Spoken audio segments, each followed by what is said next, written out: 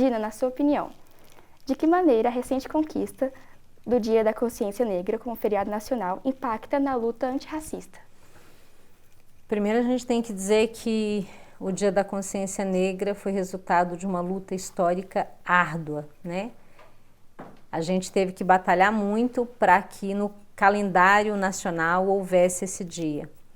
Eu considero que o feriado é importante porque, primeiro, ele materializa essa luta histórica, né? Ele anuncia que valeu a pena lutar, porque o movimento negro, que é o grande protagonista de tudo que a gente está falando aqui, da busca por uma educação antirracista, da aprovação da Lei 10.639, o movimento negro lutou muito para a aprovação do dia 20 de novembro, que faz alusão a uma das mais importantes referências negras, que é Zumbi de Palmares.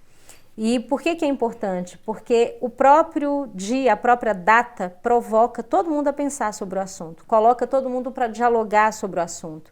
A Nilma Lino Gomes, ela fala que tanto o dia 20 de novembro quanto a Lei 10.639, esses dois mecanismos, né, importantes, que são resultado da luta do movimento negro, eles provocam uma mudança significativa na escola, uma mudança na estética, né, a maneira como o corpo negro é percebido, uma mudança política, uma mudança pedagógica, uma mudança de perspectiva, uma mudança em relação à defesa da democracia, porque não dá para falar de democracia se eu tenho, como eu disse, uma educação que só privilegia um determinado grupo. Democracia tem a ver com abraçar a diversidade. Então, o 20 de novembro é uma data que nos permite lembrar de que nós conquistamos essa data, conquistamos a lei e a gente deve continuar lutando porque ainda há muito que avançar. Nós ainda temos altos índices de reprovação de estudantes negros, nós ainda temos altos índices de mortalidade da juventude negra, nós ainda temos alto índice de violência policial contra a população negra.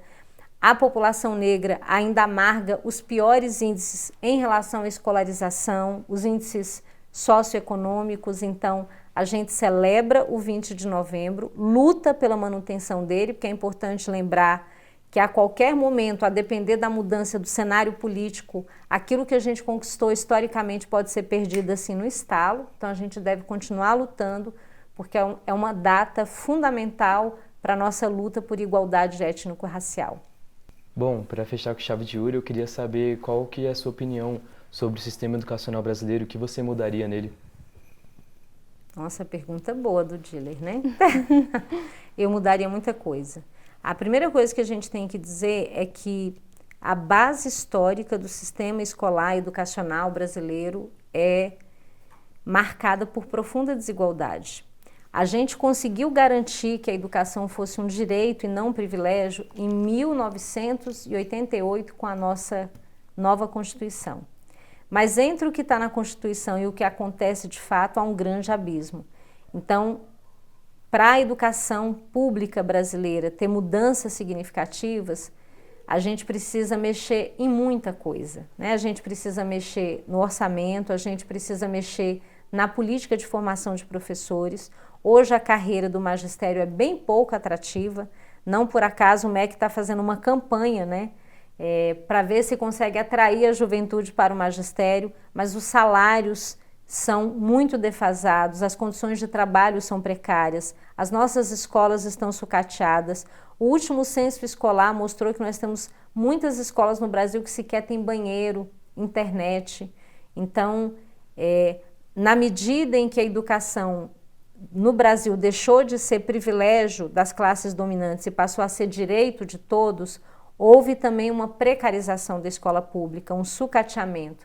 Então, tem muita coisa para a gente mudar, mas se eu pudesse assim, eleger 3 eixos importantes, o primeiro eixo eu pensaria em destinação de mais recursos, né? E que esses recursos sejam destinados de maneira otimizada.